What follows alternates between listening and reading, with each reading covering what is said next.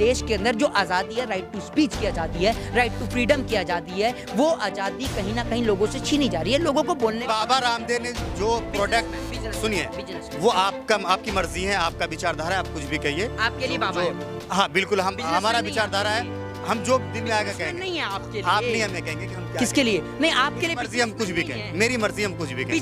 हमने बाबा रामदेव कहा, हमने बिजनेसमैन रामदेव का क्या बना रहे हैं? रामदेव लड़ियां बना रहे हैं, चीज बना रहे हैं, बहुत सारे प्रोडक्ट। पेंट में खुजली लगती थी, अब जब सब चीज बना रहे हैं। और दूसरी बात ये कि रामदेव जब डॉक्टरों पर टिप्पणी करते हैं, आप रामदेव के साथ हैं, बिजनेसमैन रामदेव के साथ कार्रवाई हो रही है। और अगर सुन लीजिए मेरी बात, सुन लीजिए, अगर वो पानी भी सुन लीजिए, पानी तो क्या करें, ऐसा हुआ है तो गलत है, लेकिन कार्रवाई हो रही है। सुनने का काम क्या एक शिक्षक को इतना हक और अधिकार है कि एक 9 साल के बच्चे को बेरहमी से मारा जाए, कि उसके कान की नस फट जाए और अहमदाबाद के अंदर वो अपने दम तोड़ दे? बाबा रामदेव ने जो कहा है कि हम जो है अपने घरों पे 365 दिन जो है तिरंगा को लहराएं, तो इस पे आप क्या कहना चाहेंगे? बाबा रामदेव कह रहे हैं कि लोगों को अपने घर पे जो है एक दिन नहीं बल्कि 365 दिन तक अपने घर पे जो है झंडा फहराएं। देखिए, पहली बात तो ये कि मैं बाबा रामदेव का कोई जो है पर्सनल असिस्टेंट नहीं हूँ। पहली बात तो, सबसे पहली बात, बाबा तो मैं उसके नाम से पहले से हटा चुका हूँ। बिजनेसमैन रामदेव का कोई मैं पर्सनल असिस्टेंट नहीं हूँ। और आप जो बता रहे हैं कि उन्होंने इस प्रकार की बात कही है 365 दिन तिरंगा,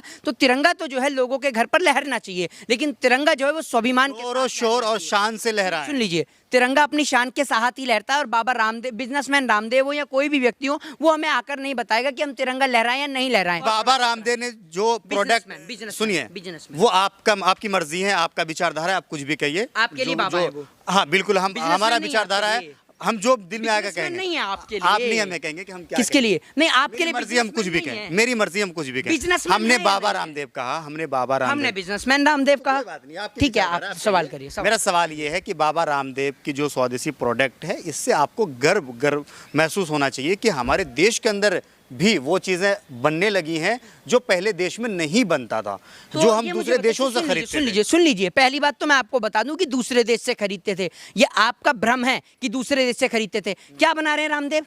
लड़ियां बना रहे हैं, हर चीज बना रहे हैं, बहुत सारे प्रोडक्ट। पेंट में खुजली लगती थी, अब जब सब चीज बना रहे हैं। और दूसरी बात ये कि रामदेव जब डॉक्टरों पर टिप्पणी करते हैं, आप रामदेव के साथ हैं, बिजनेसमैन रामदेव के साथ। इस देश का हाई कोर्ट रामदेव को फटकार लगाता है। इस देश के अंदर डॉक्टर्स उनके ऊपर मुकदमा करते हैं, इस देश के डॉक्टर्स उनके अगेंस्ट रहते हैं, लेकिन आप उनके पर्सनल असिस्टेंट बनकर उनकी हर एक बात को सर चढ़ाते हैं और सर चढ़ा के जनता के सामने पेश करते हैं। दूसरी बात ये, मैं एक बात आपको दिखाना चाहता हूँ। अभी हाई कोर्ट ने हाल ही में रामदेव के ऊपर जो है वो फटकार लगाई है। जब जो बाइडेन, जो कि अमेरिका के जो राष्ट्रपति हैं, वो कोरोना संक्रमित होते हैं, तो उसको लेकर रामदेव अपनी टिप्पणी करते हैं, तो उसको लेकर हाई कोर्ट इनके ऊपर फटकार लगाता है। और हाई कोर्ट इनको बोलता है कि आप जो है वो दो देशों के बीच में जो संबंध है उसको खराब भी कर सकते हैं। आपको मैं दिखा देता हूं कि क्या है पूरी खबर। ठीक है, दिल्ली हाई कोर्ट ने एलोपैथी और कोविड-19 के इलाज पर योग गुरु बाबा रामदेव के बयानों पर कहा कि जनता को गुमराह ना करें। कुछ दिन पहले रामदेव ने कहा था कि कोविड से बचाव के लिए वैक्सीन के साथ योग भी जरूरी है। उन्होंने अमेरिकी राष्ट्रपति जो बाइडेन पर टिप्पणी करते हुए कहा था कि कोरोना वैक्सीन की 3 खुराक लेने के बावजूद भी वो संक्रमित हो गए हैं। उन्होंने इसे मेडिकल साइंस की विफलता बताया। अब कोर्ट ने बाबा रामदेव को नसीहत दी है, सुन लीजिएगा, अब कोर्ट ने बाबा रामदेव को नसीहत दी है कि आधिकारिक बातों से ज़्यादा बोलकर लोगों को गुमराह ना किया जाए। आधिकारिक बातों से ज़्यादा बोलकर लोगों को गुमराह ना किया जाए। और आप सवाल कहिए, नेताओं का नाम लेकर ऐसे बयान देने से विदेशी देशों के साथ हमारे अच्छे संबंध जो हैं वो प्रभावित होंगे। तो इस प्रकार के जो है आप बातें ना बोले। और इस मामले में विभिन्न डॉक्टरों के संघ के द्वारा, मैं आपको जो बता रहा था, हमारे देश के ऊपर मुकदमा भी दर्ज कराया। हमारे देश के जो प्रधानमंत्री मोदी है, उनका सपना था पूरे देश को जो है एक बेहतर देश बनाने का, वो धीरे धीरे जो है बनता जा रहा है। इस चीज को भी तो मानेंगे आप?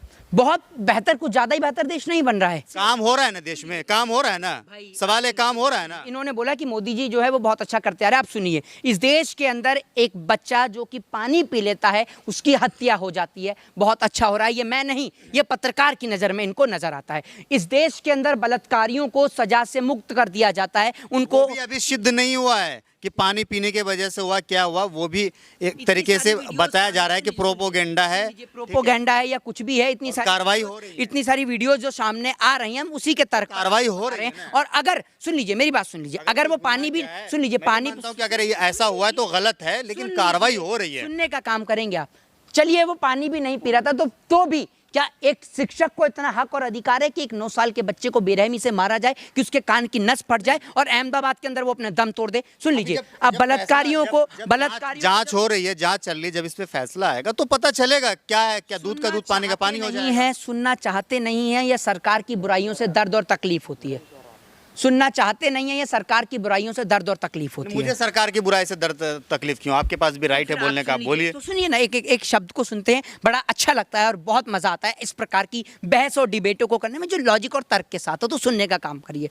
इस देश के अंदर बलात्कारियों को बाहर निकाल दिया जाता है, उनका स्वागत फूल की माला पहनाकर और मिठाई खिलाकर किया जाता है। आप कहते हैं मोदी जी के राज में अच्छा हो रहा है देश में?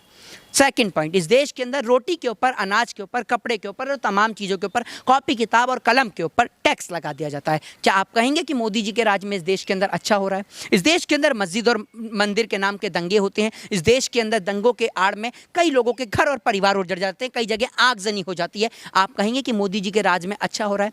एक महिला जिसको पानी की जो ट्यूब होती है, ट्यूब के ऊपर बिठाकर उसको सर, मैं आपको प्लीज लेट मी कंप्लीट, मैं थोड़ा सा आपसे एक समय आपके पास जानकारी ना, मैं आपको सुन लीजिए। ऐसे पिछले सरकार में भी होते रहे हैं, ठीक है, आपसे एक बात लेकिन अगर कुछ गलत हो रहा है तो सरकार उसके ऊपर कार्रवाई कर रही है। सुनना नहीं चाहते हैं, मैं आपसे कहता हूं कि बहुत शांतिपूर्ण अगर ढंग से सुनेंगे तो बड़ा मजा आएगा। मैं आपसे एक बात कहता हूं कि पिछली सरकारों ने गलत किया, तभी तो इस देश की जनता ने सरकार को बदला, वरना इस देश की जनता सरकार को क्यों बदलती है? अब आप अगर यही बात कहें कि यही सरकार भी वही कर रही है, तो फिर पिछली सरकारों को क्यों बदला? तो ये तर्क मत दीजिए, ये तर्क उनको दीजिए जो लोग मूर्ख होते हैं और जिनको आप अंधभक्तों की श्रेणी में रखते हैं।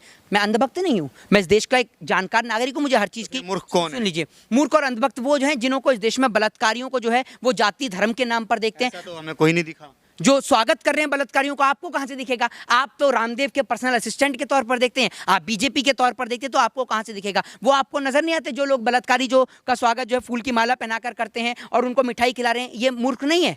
विपक्ष की नेता को किसने कहा था जर्सी गाय? इस सवाल का मुझे आप जवाब दीजिए, बताइए। सुन लीजिए, एक महिला के साथ में बलात्कार करने वाला एमएलए कौन सी पार्टी का होता है? इस सवाल का जवाब दीजिए। करोड़ों रुपए की गर्लफ्रेंड बोलने वाला कौन होता है?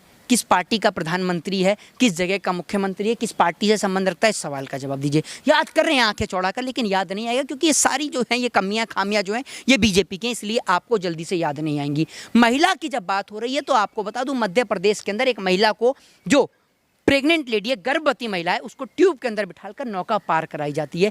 इस देश के अंदर की हालत ये है, ठीक है ना? और वहाँ पर भी भारतीय जनता पार्टी की सरकार है। अब आप ये मुझे बताइए कि एक महिला को जब नौका पार कराने के लिए, नदी पार कराने के लिए एम्बुलेंस की जगह पर उसको ट्यूब के अंदर बिठाकर नाव पार कराई जाए, तो क्या मोहित शर्मा उस महिला के लिए आवाज़ उठाएं या नहीं उठाएं? सवाल पूछे नहीं उठाएं? राइट है। अब ये सवाल का जवाब सुन लीजिए, ये सवाल का जवाब मैं किससे लूँ? नदी से लूं कि तूने यहाँ पर पानी क्यों भरा? अगर यहाँ पानी नहीं भरा होता तो ये महिला आराम से चली जाती। या किससे लूं? बारिश करने वाले से पूछूं, इंद्रदेव से पूछूं कि आपने बरसात क्यों करी? सरकार से ही तो पूछूंगा ये सवाल कि आप महिला को एम्बुलेंस मुहैया नहीं करा पा रहे, तो क्यों नहीं करा पा रहे? सरकार से ही पूछूंगा ना।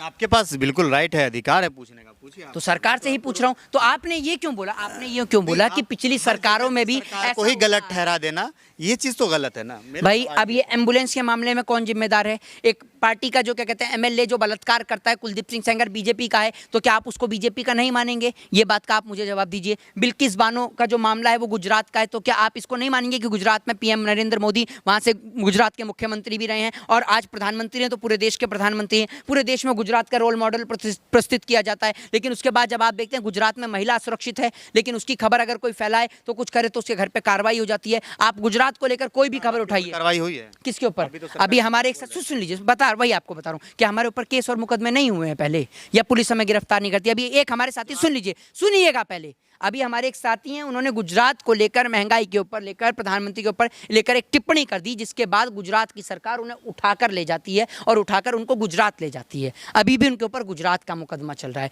और बहुत सारे जो पत्रकार हैं जो सवाल भी करते हैं वहाँ की आम जनता से, तो उनको भी जो है उठा लिया जाता है। वहाँ पर उनके घर पर पुलिस आ जाती है कि आपने सरकार के खिलाफ क्यों बोला। मतलब इस देश के अंदर जो आज़ादी है, राइट टू स्पीच की आज़ादी है, राइट टू फ्रीडम की आज़ादी है, वो आज़ादी कहीं ना कहीं लोगों से छीनी जा रही है। लोगों को बोलने का हक, बोल तो रहे हैं आप, शर्मा देखिए, तो बोल रहे हैं इसका मतलब ये थोड़ा ही है कि बोल रहे हैं तो हमारे तरफ ऊपर कहते हैं केस कि नहीं हमें होते आप हैं, एक मुकदमे नहीं होते, क्या नहीं होता? आप एक तरफ कहते हैं कि हमें बोलने की आज़ादी नहीं है, हमें बोलने नहीं दिया जाता, तो आप बोल तो रहे हैं भैया मोहित शर्मा, आप क्या चाहिए आपको? बोलने की आजादी तो हमें बाबा साहब भीमराव अंबेडकर ने दी है, नरेंद्र मोदी, अमित शाह ने कैसे कह रहे हैं कि हमें आज़ादी नहीं है? भाई मैंने आपसे ये बोल रहा हूँ कि अगर कोई व्यक्ति बोलता है तो उसके घर पे पुलिस क्यों आती है, ये आप मुझे सवाल का जवाब दीजिए। क्यों आती है उसके घर पे पुलिस? क्या उसको राइट टू स्पीच का अधिकार नहीं है? आज अगर मोहित शर्मा के ऊपर ये कोई भी अगर कानून करते हैं या फिर मोहित शर्मा के घर पे पुलिस आती है, तो मोहित शर्मा तो खुद कानून के छात्र हैं।